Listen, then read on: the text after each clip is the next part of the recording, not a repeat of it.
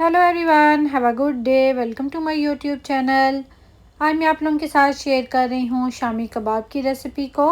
सबका शामी कबाब बनाने का स्टाइल डिफरेंट होता है, बट बिलीव मी, आप लोग इसको मेरे मेथड के साथ ट्राई कीजिएगा। आपके जो शामी कबाब हैं वो बहुत ही खुशबूदार और टेस्टी बनेंगे। इससे पहले कि मैं रेसिपी को स्टार्ट करूँ, अगर आप चैनल पर न्यू हैं या अभी तक चैनल को सब्सक्राइब नहीं किया तो चैनल को लाइक कीजिए, सब्सक्राइब कीजिए। चलिए हम अपनी रेसिपी को स्टार्ट करते हैं। सबसे पहले एक कढ़ाई के अंदर हम बीफ ले लेंगे। मैं यहाँ पर बीफ कबाब बना रही हूँ। आप अगर मटन की बनाना चाहें तो मटन ऐड कर सकते हैं या फिर चिकन भी ऐड कर सकते हैं। यहाँ पर आप देख सकते हैं मैंने बोनलेस मीट लिया है, जिसको मैंने छोटे छोटे क्यूब्स में कट कर लिया था। आप इसकी जगह बीफ का कीमा भी ले सकते हैं, बट अगर आप इस तरह क्यूब्स में लेंगे तो उसके साथ आपके जो कबाब हैं वो रेशेदार बनते हैं। गोश्त ऐड करने के बाद मैं इसके अंदर ऐड कर रही हूँ दाल चना, जो कि मैंने आधा घंटा सोक कर रखी थी। मीट मैंने यहाँ पर तकरीबन हाफ़ केजी लिया है और जो दाल है मैंने 1 कप ली है। चीज़ों की क्वांटिटी एज़ यूजुअल मैं डिस्क्रिप्शन बॉक्स में भी राइट कर दूँगी। दाल ऐड करने के बाद हम इसके अंदर ऐड कर रहे हैं ऑनियन। मैंने यहाँ पर स्मॉल साइज़ का ऑनियन लिया था, जिसको मैंने रफली कट कर लिया है। देन मैंने इसके अंदर ऐड किया है गार्लिक, जो कि मैंने 4 to 5 क्लोव्स ऐड किए हैं। देन हम इसके अंदर ऐड करेंगे जिंजर के मैंने 3 छोटे छोटे पीसेस लिए हैं। साथ ही हम इसके अंदर होल स्पाइसेस ऐड कर देंगे, जिसके अंदर मैंने cinnamon stick and black cardamom ली। सिनेमन स्टिक यानी कि दालचीनी, जिसके मैंने 2 पीस ऐड किए हैं, और कार्डमम मैंने 1 यानी कि काली इलायची 1 पीस ऐड की है। देन मैं इसके अंदर ऐड किया है सॉल्ट। देन हम इसके अंदर ऐड करेंगे टर्मरिक पाउडर। देन हम इसके अंदर ऐड करेंगे क्रश चिली फ्लेक्स। आप इसकी जगह साबुत लाल मिर्च भी ऐड कर सकते हैं। ये तमाम स्पाइसेस ऐड करने के बाद हम इसके अंदर पानी ऐड करेंगे, और पानी मैंने यहाँ पर 1.5 लीटर ऐड किया है। क्योंकि हम कुकर का इस्तेमाल नहीं कर रहे, हम इसको डायरेक्ट देचकी में बनाएंगे, तो इसलिए हम पानी का इस्तेमाल थोड़ा सा ज़्यादा करेंगे, क्योंकि बीफ को कुक होते हुए ज़रा टाइम लगता है। पानी ऐड करने के बाद हम इसको एक दफ़ा अच्छे से मिक्स कर देंगे। बिलीव मी, आप लोग इसको मेरे मेथड के साथ ज़रूर ट्राई कीजिएगा, आपको बहुत ही पसंद आएंगे और आपके कबाब बहुत अच्छे बनेंगे।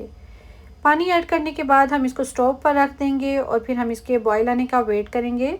जैसे ही इसके अंदर बॉयल आना स्टार्ट हो जाएगा तो हम इसको कवर करके बिल्कुल लो टू मीडियम हीट पर रख देंगे, ताकि जो हमारा मीट है और दाल है वो अच्छे से सॉफ्ट हो जाए, गल जाए। अगर आप भी चाहते हैं कि आपके कबाब सॉफ्ट और खुशबूदार बने तो आप मेरी वीडियो को एंड तक ज़रूर देखिएगा, कोई भी स्टेप स्किप मत कीजिएगा। गोश्त को गलते हुए तकरीबन 1.5 आवर हो चुका है। अब हम इसको चेक करेंगे कि हमारा जो गोश्त है वो अच्छे से सॉफ्ट हुआ है या नहीं। आप देख सकते हैं इस स्टेज पर मेरा जो गोश्त था वो अच्छे से गल चुका है, दाल भी अच्छे से टेंडर हो चुकी है। इस स्टेज पर हमारा जो मीट है और दाल है वो अच्छे से गल चुकी है। अब जो एक्स्ट्रा पानी है उसको मैं हाई हीट पर ड्राई कर लूँगी।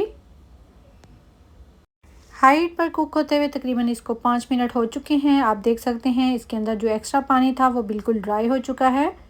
अब हम स्टोव को बंद कर देंगे और इसके ठंडा होने का वेट करेंगे। तकरीबन 1 घंटे के बाद आप देख सकते हैं ये अच्छे से ठंडा हो चुका है। अब हम इसको चॉपर के अंदर ऐड करेंगे और इसको हम चॉप कर लेंगे।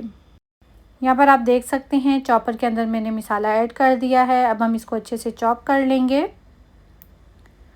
यहाँ पर आप देख सकते हैं ये मैंने अच्छे से चॉप कर लिया है। अब इसी तरह मैं बाकी का मसाला भी अच्छे से चॉप कर लूँगी और फिर हम इसको एक बाउल के अंदर ऐड कर देंगे।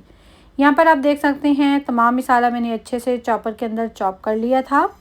अब हम इसके अंदर बाकी की चीज़ें ऐड कर लेंगे। यहाँ पर सबसे पहले मैं ऑनियन ऐड कर रही हूँ, जो कि मैंने स्मॉल साइज़ का लिया था, जिसको मैंने अच्छे से चॉपर के अंदर चॉप कर लिया था।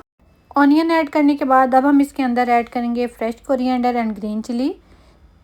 मैंने fresh coriander and green chilli को भी अच्छे से चॉपर में चॉप कर लिया है। ग्रीन चिलीज़ मैंने 3 to 4 ली हैं, और जो फ्रेश कोरिएंडर है वो मैंने तकरीबन हाफ बंच लिया था। इस स्टेज पर आप इसके अंदर से नमक और मिर्च टेस्ट कर सकते हैं। अगर आपको नमक या मिर्च कम लग रही है तो आप और ऐड कर सकते हैं। मुझे यहाँ पर सॉल्ट कम लग रहा था तो मैंने इसके अंदर थोड़ा सा सॉल्ट ऐड किया है। सॉल्ट ऐड करने के बाद मैं इसके अंदर थोड़ी सी चिली फ्लेक्स और ऐड करूँगी, क्योंकि ये जब फ्राई होते हैं तो इसका टेस्ट बहुत अच्छा आता है। इट्स ऑप्शनल, अगर आप ऐड करना चाहें तो कर सकते हैं, बट इसके साथ बहुत मज़े के फ्लेवर आता है।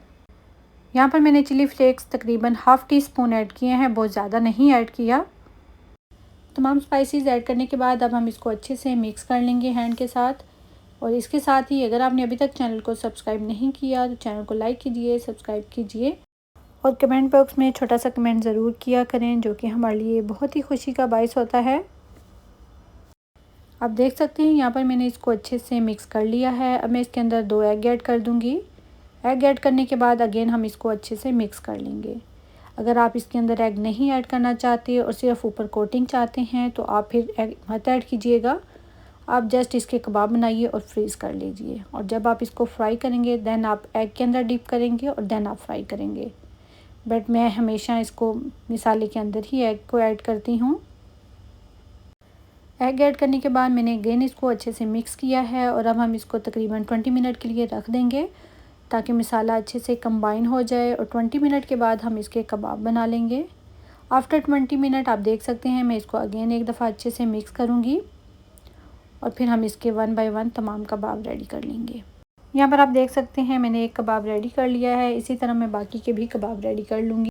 यहाँ पर हमारे तमाम कबाब रेडी हो चुके हैं। इस स्टेज पर आप इसको फ्रीज़ कर सकते हैं, और जब ये अच्छे से चिल हो जाएंगे तो आप फिर इसको एयर टाइट बॉक्स के अंदर या फिर जिप लॉक बैग के अंदर ऐड करके इसको 1 मंथ 2 मंथ के लिए आराम से यूज़ कर सकते हैं। ये बिल्कुल भी ख़राब नहीं होंगे। बट मैं यहाँ पर आपको कुछ फ्राई करके दिखाऊँगी।